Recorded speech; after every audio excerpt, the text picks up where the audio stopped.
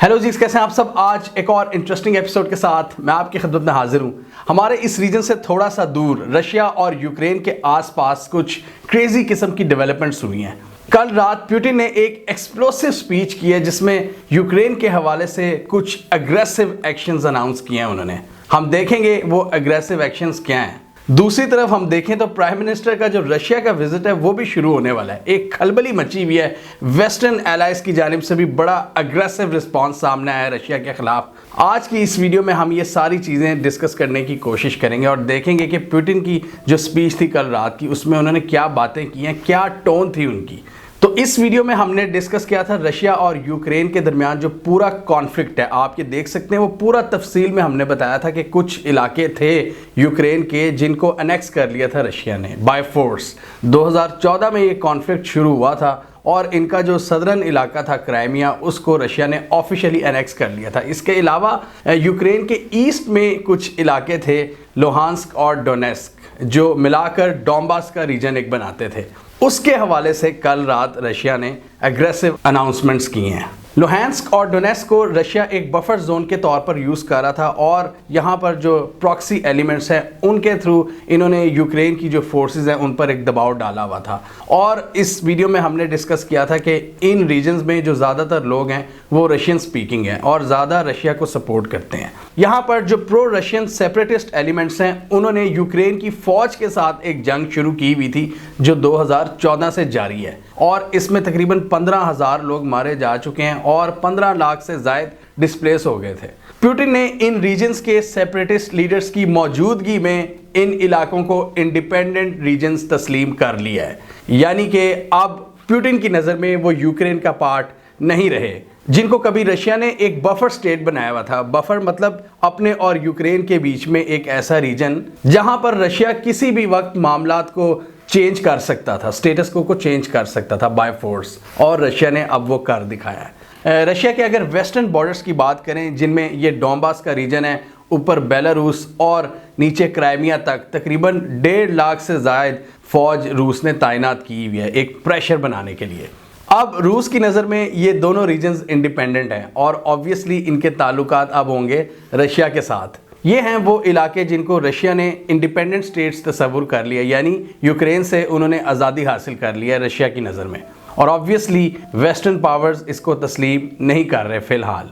Putin की speech काफ़ी aggressive थी। उन्होंने यूक्रेन को उनका पास्ट माजी याद दिलाने की कोशिश की कि किस तरह ये सब सोवियत यूनियन का पार्ट थे। वो बहुत पीछे ले गए, वो अपनी पूरी डिस्कशन को वो पास्ट में चले गए और उन्होंने अपने वो जिसे कहते हैं ना दुखड़े बयान करना शुरू कर दिए कि हम तो एक ही थे, हम भाई थे, सोवियत वॉर का हम सोवियत यानी सोवियत यूनियन का हिस्सा थे और ये सारी मगरबी पावर थी जिन्होंने हमारे दरमियान लड़ाइयाँ डलवाई हैं और उन्होंने हमें तकसीम किया है। उन्होंने यूक्रेन को याद दिलाया कि आप ये मत भूलें कि आप सोवियत रिसोर्सेज पर बने थे और आपको चाहिए था कि आप अपने बड़े भाई के साथ रहते, रशिया के साथ। ये हमने इस वीडियो में भी डिस्कस किया था कि रशिया हमेशा से ये चाहता था कि ये जितनी भी सोवियत स्टेट्स थीं जो पुराने जो 90s के बाद अलहदा हुई थी सोवियत यूनियन से और रशिया से, रशिया ये चाहता है कि ये जो सारी स्टेट्स हैं रशिया को अपना बड़ा भाई माने। तो रशिया को बड़ा दुख होता है जब कोई भी इस तरह की जो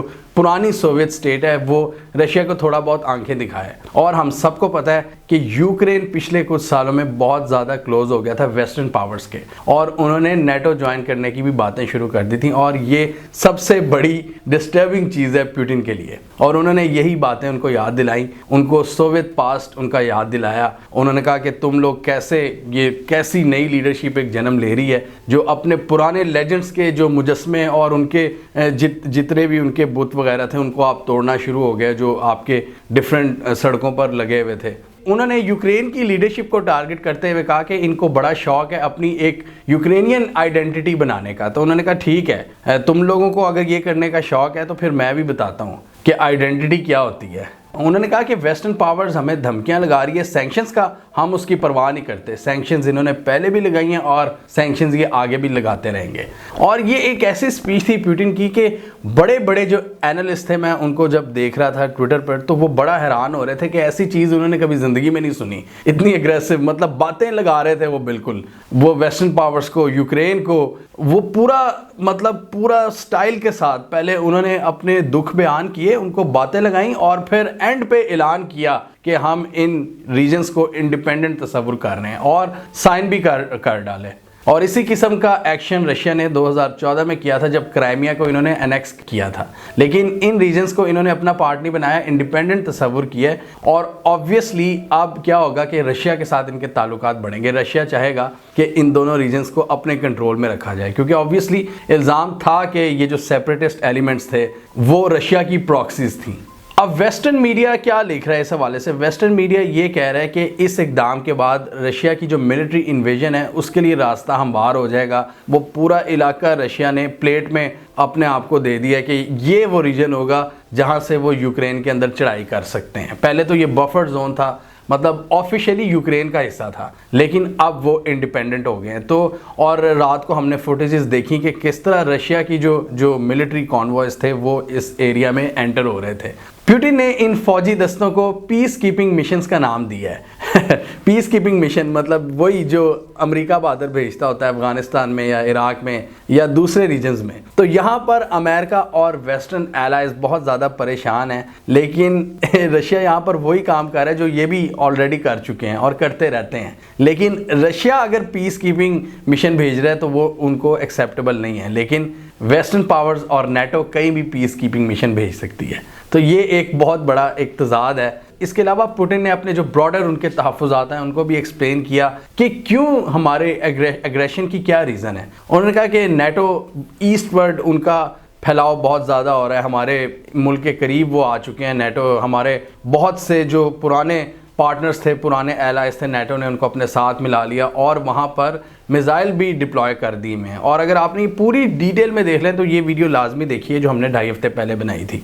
पुतिन को बेसिकली सबसे बड़ा कंसर्न यही है कि ये जो मिसाइल डिप्लॉय कर रही है नेटो, ये ईस्टर्न यूरोप वाली साइड पे जो कि रशिया के करीब लगता है, और दूसरा ये कि यूक्रेन नेटो को ज्वाइन ना करे। बेसिकली बात वही है जो हमने इस वीडियो में भी की थी कि पुतिन ने वेस्टर्न पावर्स को ये पैगाम दे दिया है कि अगर तुम मुझे थ्रेटन करने की कोशिश करोगे तो मेरे पास भी ये पावर है कि मैं ऑन ग्राउंड स्टेटस को चेंज कर सकता हूँ। उन्होंने कहा कि वेस्टर्न पावर्स और यूक्रेन की जो मौजूदा क़यादत है वो इस पूरे खित्ते को तबाही की तरफ लेकर जाना चाह रहे हैं, जंग की तरफ लेकर जाना चाह रहे हैं, जबकि हम जंग नहीं चाहते। इसके बाद क्या होना था, जो मगरबी पावर्स थी उनका बड़ा एग्रेसिव रिस्पॉन्स आया। बाइडन साहब ने ये ऐलान कर दिया कि ये जो नए इलाके हैं यहाँ पर अब कोई अमरीकी इन्वेस्टमेंट नहीं होगी, मतलब टोटल पाबंदियों का ऐलान कर दिया इन इंडिपेंडेंट इलाकों के लिए। इसके अलावा दूसरी डेवलपमेंट्स की बात करें तो जो क्रूड ऑयल है उसकी जो प्राइस है वो $100 फी बैरल तक जाने का खदशा है। कल रात को भी ये $3-4 फी बैरल बढ़ी है। रशिया की जो स्टॉक मार्केट है उसमें भी गिरावट देखने को मिली है। और इस वक्त एक केओस की सिचुएशन हम देख रहे हैं। यूनाइटेड नेशंस का सिक्योरिटी काउंसिल का हंगामी इजलास भी बुला लिया अमेरिका ने, और वहां पर भी जो वेस्टर्न पावर्स थी उन्होंने शदीद कंडेम किया रशिया के इस इकदामात को। अमेरिका की जो यूएन एम्बेसडर हैं उन्होंने रशिया के इस बयान को बिल्कुल ही मुज़क्का खेज करार दिया है कि ये पीस कीपिंग मिशन है। उन्होंने कहा ये सब बकवास है, ये रशिया की एक अग्रेशन है, एक बहाना है यूक्रेन पर चढ़ाई का। मैं रिपब्लिकन्स को भी देख रहा था, रिपब्लिकन्स वो बड़ा तपे में बाइडन पे, वो कह रहे हैं कि बाइडन की कमजोरी की वजह से पुतिन ये सब कुछ कर रहा है, उसमें इतना जिगरा है, ट्रंप के दौर में ये सब कुछ क्यों नहीं हुआ। और ट्रंप साहब भी लताड़ रहे थे बाइडन को कि बाइडन एक वीक लीडर है जिसकी वजह से ये सब कुछ हो रहा है। और जो रिपब्लिकन्स हैं यानी जो ट्रंप की पार्टी के लोग हैं वो कह रहे हैं कि जी इस वक्त शदीद सैंक्शंस होनी चाहिए। बिल्कुल ऐसे ही है, वो पाकिस्तान इंडिया वाला हिसाब है कि इस वक्त उनके पास मौका है पॉलिटिकली। अब वो बैशिंग कर रहे हैं बाइडन की कि रशिया ने ये इकदाम किया, लिहाजा हमें रशिया के खिलाफ सख्त एक्शन लेने चाहिए, सख्त सैंक्शंस आयद करनी चाहिए। इसके अलावा EU और UK ने भी कह दिया है कि ये बहुत ही बुरे इकदाम हैं, सैंक्शंस की तरफ बात जा सकती है। UK ने तो सैंक्शंस का ओपनली बोल दिया है। हमने इस वीडियो में डिस्कस किया था कि कौन कहाँ पर खड़ा है EU में यानी यूरोप में, और यूरोप में फ्रांस और जर्मनी हैं जो कि रशिया से बराह रास्त टकराने से गुरेज करते हैं, क्योंकि उनके भी मफादात हैं और वो मफादात आप इस वीडियो में देख सकते हैं। उन्होंने थोड़ा मायूसी का इजहार किया, लेकिन यूरोपीय यूनियन की जो प्रेसिडेंट हैं उन्होंने क्या सैंक्शंस की बात की है। अब इस सारे माहौल में हम देखें तो इमरान खान का विजिट अभी स्टार्ट होने वाला है थोड़ी देर तक ऑफिशियल। और मैं रात को देख रहा था, बहुत से लोग ये बहस कर रहे थे कि इमरान खान को अब इस मौके पर रशिया का विजिट कैंसिल करना चाहिए या नहीं। कुछ लोगों का ये ख्याल था कि ये एक जंग की कैफियत है और इस वक्त जाना बिल्कुल बेवकूफ़ी है, जबकि दूसरी तरफ एक तबका वो भी था, वो कह रहे थे कि इस वक्त बिल्कुल मामला गर्म है और ये बड़ा आइडियल मौका हो सकता है कि आप अपना स्टैंस मतलब पेश कर दो रशिया को। इंटरेस्टिंग बात यह है कि अभी एक दिन पहले पाकिस्तान के जो यूक्रेन के एम्बेसडर हैं वो यूक्रेन की फॉरेन मिनिस्टर से मिले हैं और यूक्रेन की फॉरेन मिनिस्टर ने ये ट्वीट किया कि हम पाकिस्तान के एम्बेसडर से मिले हैं और उन्होंने हमारी कंट्री की जो सॉवरेंटी और टेरिटोरियल इंटेग्रिटी है उसकी सपोर्ट की है। मतलब पाकिस्तान ने यूक्रेन को सपोर्ट किया है, ये यूक्रेन की फॉरेन मिनिस्टर लिख रही हैं। Grateful to Pakistan for supporting Ukraine sovereignty and territorial integrity. तो ये ऑब्वियसली पाकिस्तान का एक बैलेंसिंग एक्ट ही है, इसके अलावा कुछ नहीं है, क्योंकि एक तरफ हमारे प्राइम मिनिस्टर जा रहे हैं रशिया, वहां पर वो पुतिन से मिलेंगे, और दूसरी तरफ पाकिस्तान बिल्कुल यूक्रेन को भी एलियनेट नहीं करना चाहता। हमारे उनसे भी थोड़े बहुत रिलेशंस हैं और हमारे एम्बेसडर उनकी फॉरेन मिनिस्टर से मिले हैं और फॉरेन मिनिस्टर ने इनकी ये ट्वीट की है। इसके अलावा इमरान खान ने रशिया का जो सबसे बड़ा state owned media network RT उसको इंटरव्यू दिया है और उसका जो मेन क्रक्स था, इमरान खान ने कहा कि हम किसी भी मिलिट्री कॉन्फ्लिक्ट की सपोर्ट में नहीं हैं और उन्होंने कहा कि जो कंट्रीज़ मिलिट्री कॉन्फ्लिक्ट के थ्रू मसलों को हल करना चाहती हैं उन्होंने हिस्ट्री पढ़ी नहीं होती, उनको हिस्ट्री का नॉलेज नहीं है, उनको अंडरस्टैंडिंग ही नहीं है जियो पॉलिटिक्स की। नो डाउट इस वक्त बड़ी इंटरेस्टिंग डेवलपमेंट्स हो रही हैं। इस वक्त दुनिया स्पेशली भारत की नज़रें हैं इमरान खान के विज़िट पर कि वहाँ पर क्या होता है, और बहुत सौ की नज़रें इंडिया के स्टैंस पर भी हैं कि इस पूरे मामले पर भारत कहाँ पर खड़ा है। जहाँ पर हम देख रहे हैं कि वेस्टर्न एलाइज खुलकर बैशिंग कर रहे हैं रशिया की, इंडिया ने थोड़ा सा गुरेज किया है और ऑब्वियसली इंडिया ने कहा कि ये मामला पीसफुली हल होना चाहिए, यानी कि डिप्लोमेटिक लैंग्वेज का इस्तेमाल किया है भारत ने। नेक्स्ट वीडियो इंशाल्लाह हमारी प्राइम मिनिस्टर के विजिट पर होगी, डिटेल वीडियो होगी कि उसमें क्या क्या होने जा रहा है, क्या क्या डेवलपमेंट्स हुई हैं। हमें कमेंट सेक्शन में बताइए आप इस खलबली के माहौल में इमरान खान के इस विजिट को कैसे देख रहे हैं जो रशिया का इनका होने जा रहा है। मतलब आपके ख्याल में ये एक बैड टाइमिंग है या जैसे कुछ लोगों का ख्याल है कि ये बड़ी एक आइडियल अपॉर्चुनिटी हो सकती है पाकिस्तान के लिए। हमें कमेंट सेक्शन में बताइए आपके ख्याल में प्राइम मिनिस्टर का रशिया का ये विजिट सक्सेसफुल होगा या नहीं, कमेंट कीजिए। इसके अलावा हमारा यूट्यूब चैनल सब्सक्राइब करना, साथ ही वो बेल आइकन भी दबा लें ताकि वो स्टोरीज दुनिया भर से पाकिस्तान से जिनकी मेन स्ट्रीम मीडिया पर प्रॉपर कवरेज नहीं होती हमारे प्लेटफॉर्म के थ्रू आप तक टाइम पर पहुंच जाएं।